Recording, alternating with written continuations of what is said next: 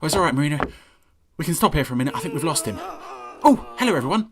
Sorry, no time for introductions today. We're currently on the run from one of the most fearsome monsters in the entire Jerry Anderson universe, and we've also got another very long episode to get through today. It's our very first UFO, and one that a certain Sterling Sylophant was asking about on Twitter not too long ago. Here's Mindbender. Oh no, here it comes. Let's get out of here, Marina. Come on, run! Howdy, folks. No, shoo! Welcome home. So for, what's this, the third time now, the Randomiser has thrown up a new series, starting with my absolute favourite episode of that series. It did it with New Captain Scarlet and Grey Skulls, did it with Terrorhawks and Two for the Price of One, and now we have UFO, Mindbender, my absolute favourite episode of this show, and I know for a lot of people their favourite episodes are either this or Time Lash. These opening titles, again, are just something so brilliant. They're so slickly edited. And I have heard comments, quite a few comments over the years, that this opening title sequence doesn't necessarily reflect the show itself. That the show is far more sort of downbeat and perhaps in closer in tone to the end title sequence. Over the years, I've definitely come to agree with that, but still love this opening. It's really something special, especially this editing. Bang! Brilliant. -10, 9. This is a sort of interesting opening to this episode. You're not entirely sure what's going on. They think there's a UFO out there, but they're not entirely sure.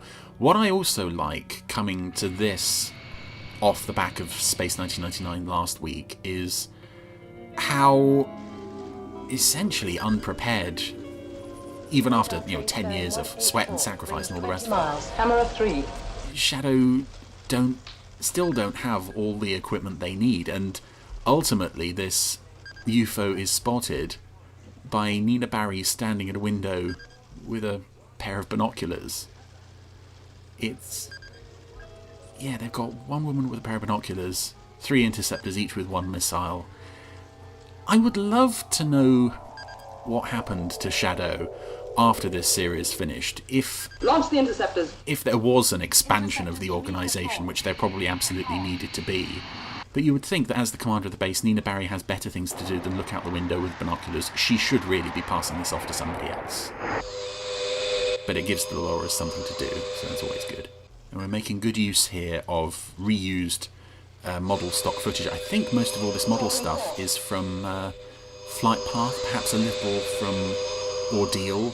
Again, as with in Joe 90, where they made an entire airport out of stock footage in Double Agent.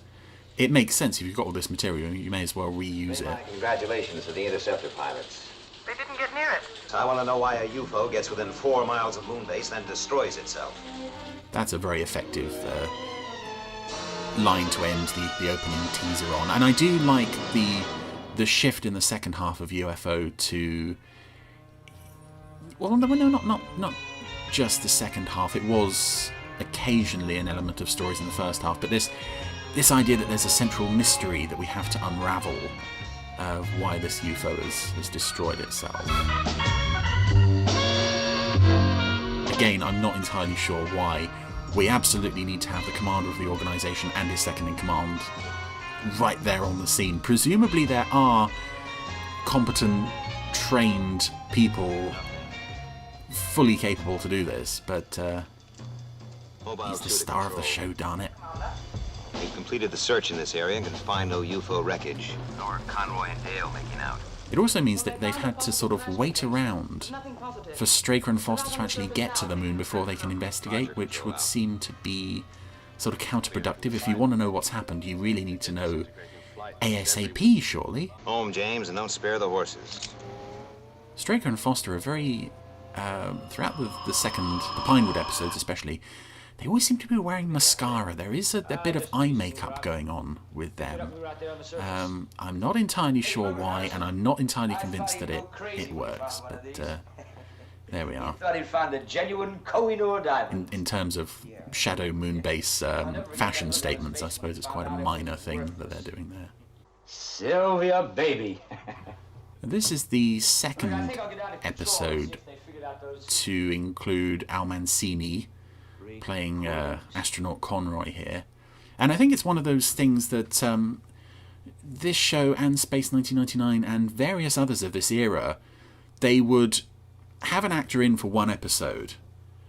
Star Trek is another good example of this. They have an actor in for one episode, then 3 or 4 episodes later, they cast the same actor again without realising that this person played a role in the series before. So they just say, oh, okay, it's the same character. And I really like that sort of loose approach to continuity. You see the same faces cropping up throughout all of these shows, sometimes sort of drifting between departments, but it does lend a greater sense of continuity. And now here we are in the moon-based control sphere. Conroy is confronted by 3 Mexican banditos.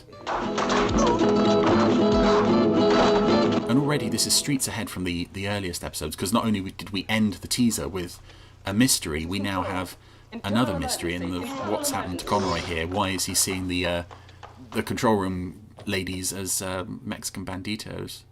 Where's Dale? What the hell have you done with Dale? Cooey, I'm over here. Oh, I promised myself I wouldn't say. I can't let that go. I'm sorry. I can't not respond to that. And this Dale is about to earn the punishment that perhaps this Dale should have had for making that joke. And again, this is so stylishly and interestingly directed. I think this is a Ken Turner episode. Oh, there goes Mexican Bandito Dale, coughing up blood as he chokes to death. And this was, I seem to remember when this was shown on the BBC, they had a thing for snipping out blood and language from these later episodes, because there was quite a bit of it. Especially in this one, where you see people get shot, they don't just like fall down. They fall down and then there's spluttering blood, and you see it pouring all over the floor, or the where's Conroy going to end up getting killed? On one of those inflatable beds. Considering that Shadow Moonbase is supposedly quite small, it's always impressed me how in episodes like this and Kill Straker, they seem to make really good use of the sets when there's like a chase scene or a shootout. And here we're now having a shootout on a Wild West stage, and Straker and Foster are also dressed as bandits. I seem to remember Sylvia Anderson telling a story where they brought some American executives over to see the show, and this was the scene they were producing at the time. And Ed Bishop and Mike Billington are, covered in dirt and grit and looking like Western tough guys. That must have been an embarrassing day for her. Oh, but now this interceptor pilot is going to make a grab for Conroy's guns. He's not made it, but he's going to escape unharmed because Straker and Foster... Oh no, actually just Foster is going to murder Conroy. Shoot him in the back, and blood pouring out of his mouth. Yeah, notice in this episode as well, whenever any Shadow personnel go mad and they have to be killed before they can do any more trouble, it's always Foster who has to put a bullet in their back. Like Straker gives him the nod and he has to do it. Nina, sit down. Well, I asked him what's the matter, what's wrong, something like that. This is a short scene where Straker and Foster are talking to Nina Barry about what happened with Conroy.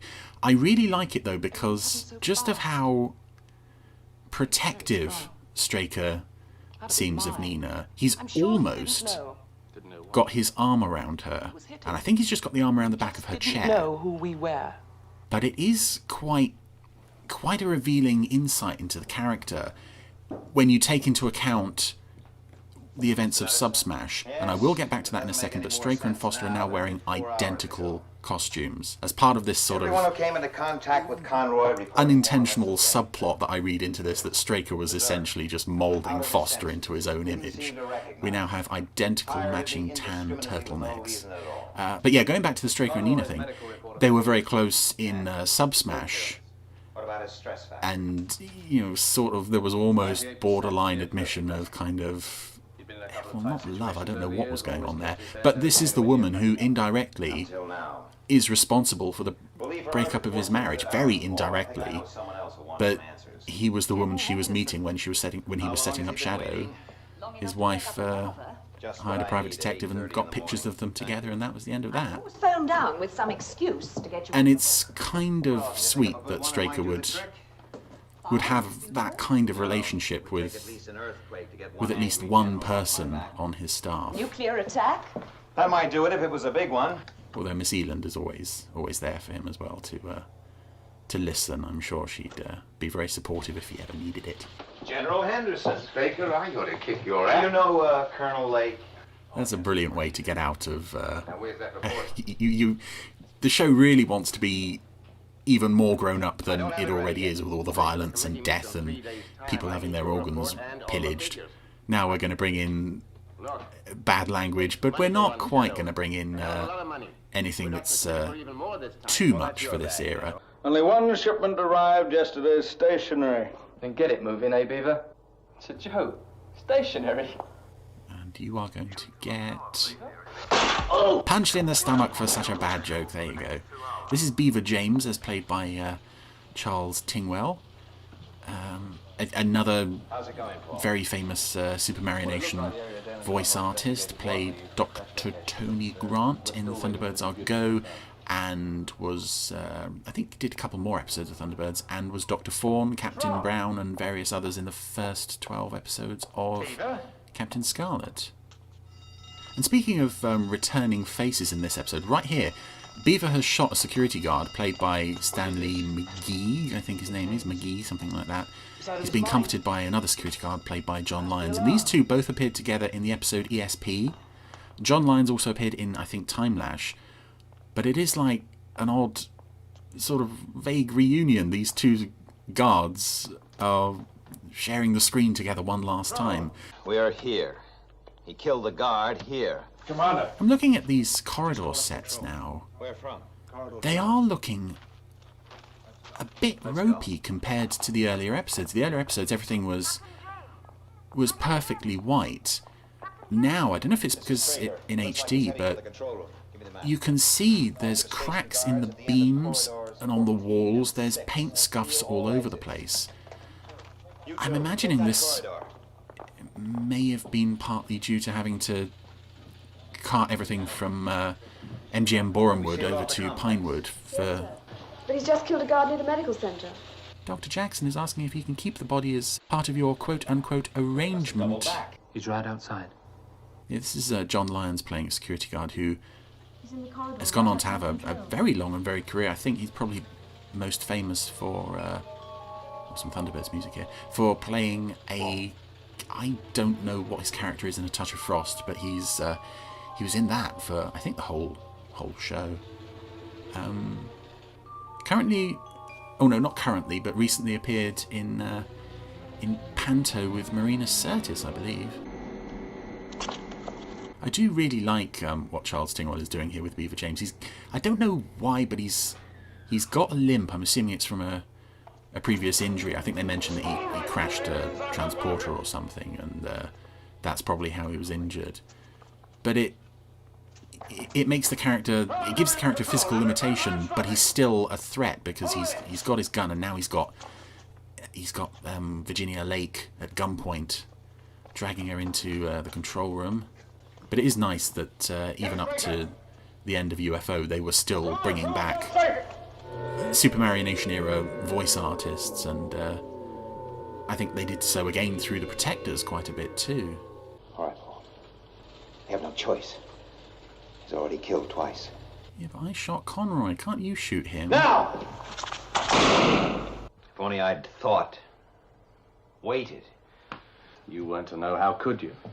This is a slightly mishandled plot point here, because they're sort of suddenly they're going, oh, we should have waited, there should have been something we really should have noticed. This is because his gun was apparently not loaded. He used up all the shots. Start seeing aliens. And it does get mentioned a few minutes when General Henderson comes back.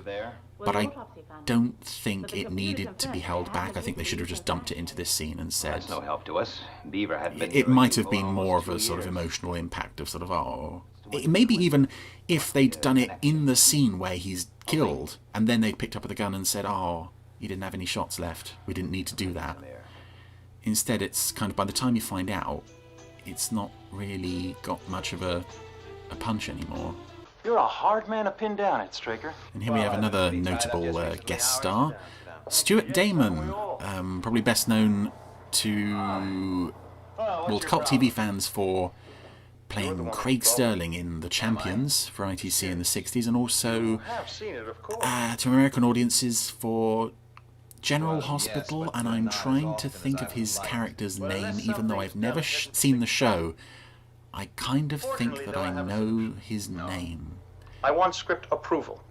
Is his name Alan?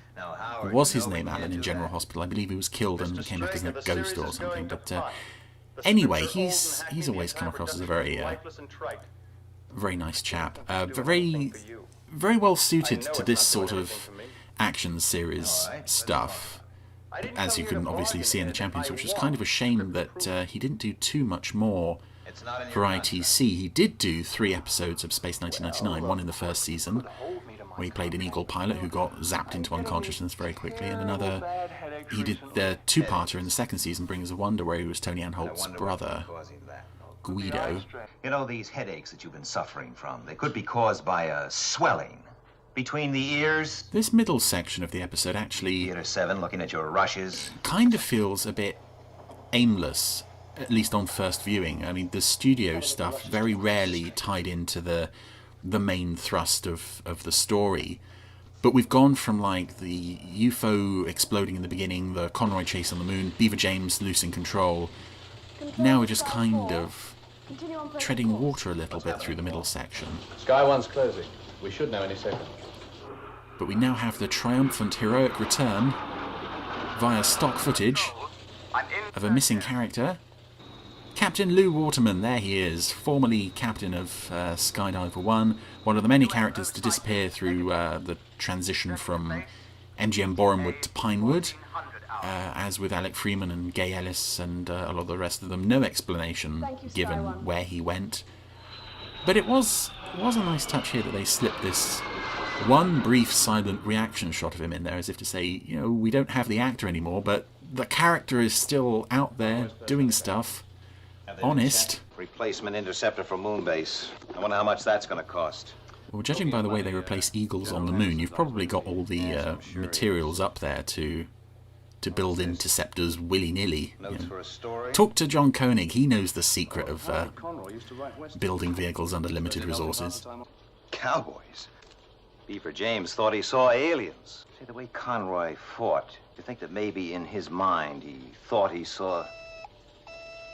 It's a very subtle way that this, the cause of all these hallucinations, which is this little rock that was in the exploded UFO, is being passed from one to another. We see Conroy playing with it on Moonbase very briefly before he goes mad. We're told Beaver James inspected Conroy's effects, and now Straker's just picked it up out of his box and is just sort of toying with it and throwing it up and down in his hand, which is not unusual for Straker to sort of fiddle with things like that. I remember in the first episode he's doing something similar with the briefcase bracelet thing that he was wearing when he was injured in the car crash.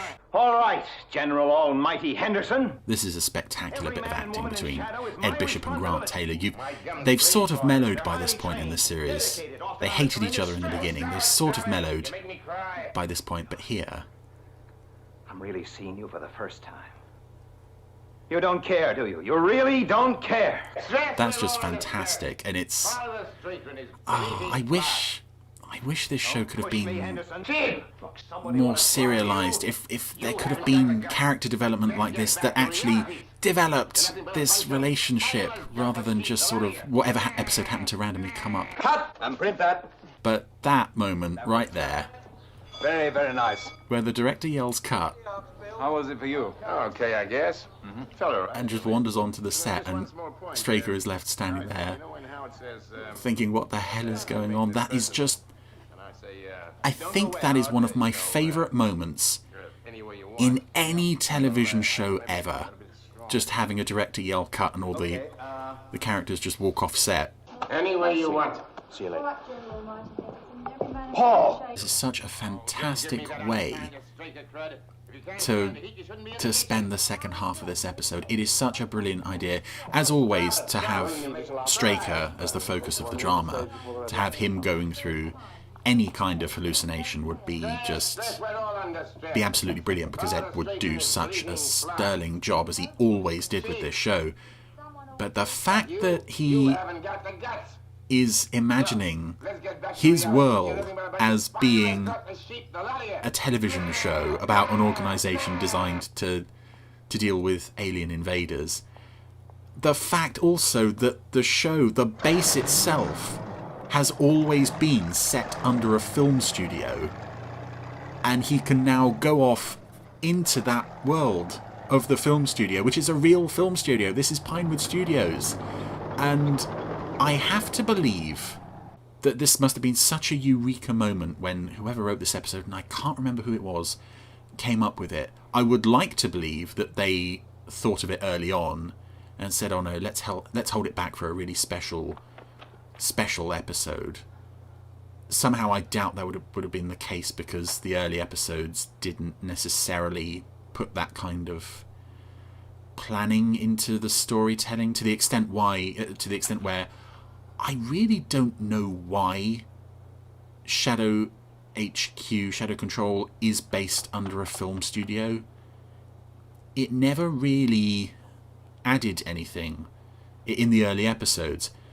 But this episode shows there was potential there to really play with that element of the format. I mean, who is Harlington? This Harlington Straker Studios. Who the heck is Harlington?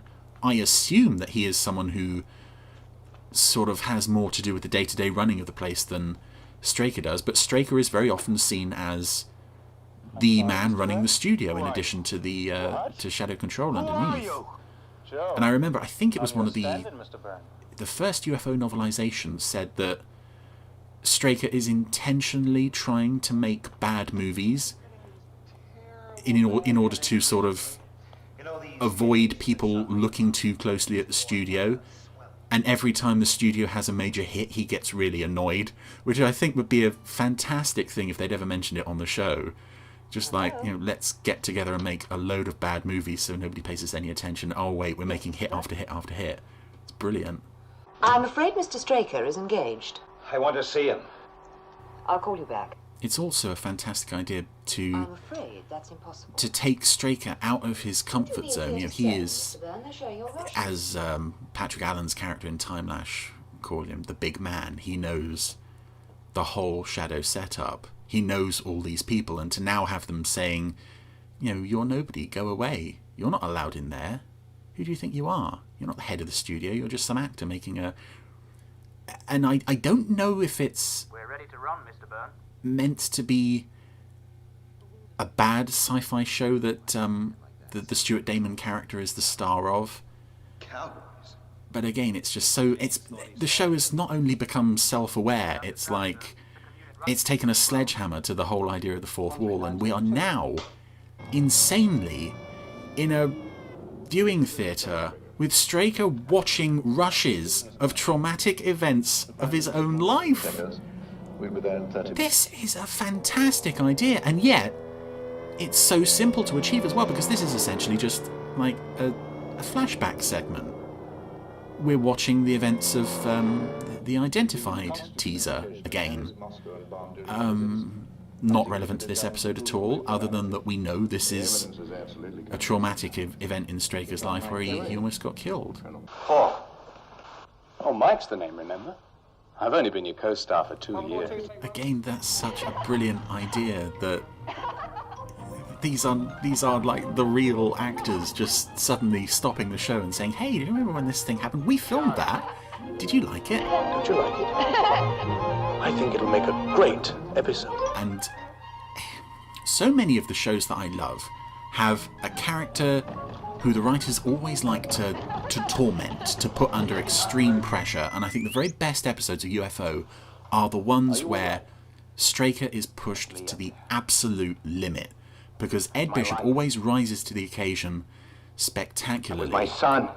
And now we have the most horrifying thing, potentially, in this entire series, of this man who has gone through the trauma of seeing his son be hit by a car, and ultimately, despite his very best efforts, being unable to prevent his child from dying, he now has to watch that moment again. Wait for me, Dad. As if it's not real, as if it doesn't mean anything. And the fact that he's got Mike, there, right beside him, Mary, sort of making like sarcastic noises and comments as if to say, oh, I wouldn't have done that. It's just, it is heartbreaking to watch this man reliving the absolute worst moment of a life that's been full of awful moments, and he can't do anything about it. I never want to see you again. This is also such an interesting way to revisit the show's earliest episodes, because now we're filming at Pinewood. It kind of feels almost like the earlier MGM Borehamwood episodes almost never happened. Take my memories, my life, my soul, and stick it up on that screen. Because so many of the characters that were involved have just gone without explanation. You would think they might want to avoid calling attention to that, but instead it's like, no. You're part of a nightmare. That is not as important as putting Straker through absolute hell once again. Oh, and that's another very real-looking slap across the face that Michael Billington just got from Ed Bishop there. He's not bothered anymore. After Kill Straker, he got like 6 or 7 slaps there. He's used to it. I'm starting to question now, though. So ultimately we know that the little jewel rock thing that was left behind in the wreckage of the UFO is responsible for these mass hallucinations. But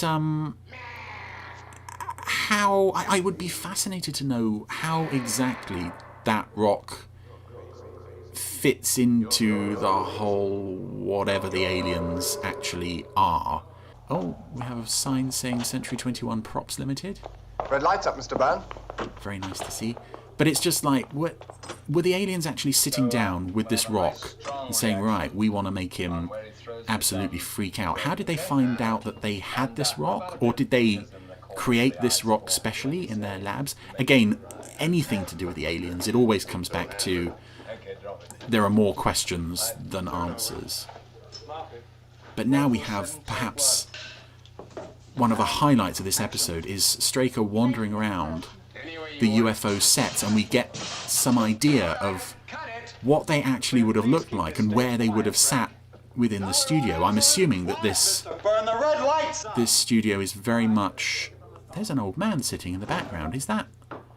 I wonder if that's anyone... 147, take 2. Anyone related to the production. Anyway, yeah, we're now seeing the Skydiver set, and a lovely shot here of Dolores Montez and Aisha Bruff on the Moonbase control sphere, and we pull up and we see the top of the set. We see the section of wall that isn't there so they can get the cameras in.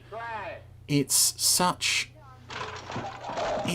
I hate to say this word because I don't think this word is necessarily used appropriately, but it's almost fan service. It's like, hey, you ever wondered how this show is put together? Well, let's take you on a tour of the set. You can see how each of the sets match up with each other and where they are on the soundstage. It's just, I wish someone had taken a camera while they were making this episode and just wandered around and filmed more. This is such a fun part of the episode. I wish there was more of it. We need time.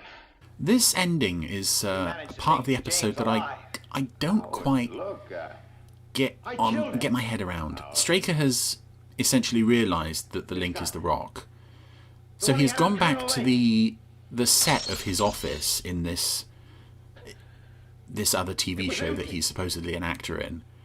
He's reliving the events up to the point where he sort of jumped a time track and the director yelled cut, with the aim of smashing the rock. General Almighty Henderson, every man and woman in SHADO is my responsibility. There's some wonderful directorial shots in this. It's beautifully directed. And now we have more and more of the film crew being replaced by SHADO personnel, perhaps hinting that he's coming closer and closer back to reality. It just feels a bit unlikely that he would be able to find the Rock within his delusion.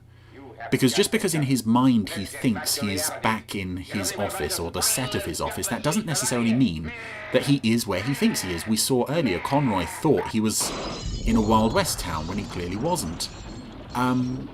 Also, and he's now broken the Rock, he's back in his office. There is a trail of destruction throughout his office and the control room, to the point where Straker is now in his office alone with Henderson, and there are guards at the door ready to kill him if he is still crazy. So, does this mean that his trip around the studio actually happened for real? Hold it. I'm assuming not, because that meant that he would have been sat in a viewing theatre on his own for 10 minutes, and SHADO completely failed to capture him. But equally, the control room is a mess. Things have been smashed. Tapes have been ripped out of the computers. Suddenly seemed to regain control. I thought he was going to finish me. Paul Foster has a massive bruise on the side of his head, and there's some people bleeding and similar. I just don't... I don't know how his actions in his dream related to what he apparently was doing in the real world. How any of this damage equates to his actions. The only sort of direct cause between Straker doing something in his dream and what's happened in reality is this massive bruise on Foster's head.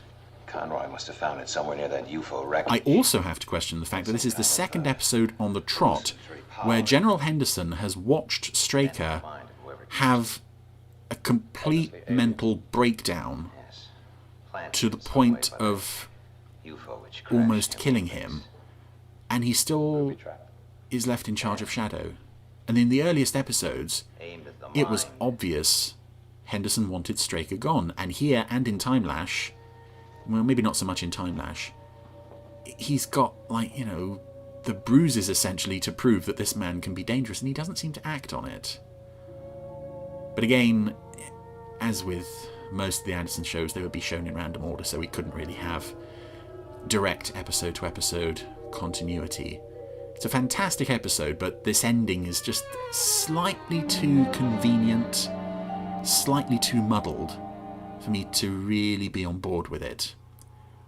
However, all that said, this is still my favourite episode of UFO. Has always been, I think, since the very first time I saw the show in 1998 I would have first seen this episode. Beautifully directed, some fantastic ideas, especially with regarding the hallucinations, what characters think they're seeing, and essentially the second half of the episode taking us on a tour of the Century 21 studio setup at Pinewood. Such an inspired concept, so wonderful to see all of those sets that we've seen for the previous 24 episodes. Suddenly we know the shape of them, we know the location of them, we know exactly how they were set up. Wonderful stuff. Brilliant idea, brilliant episode, brilliant show.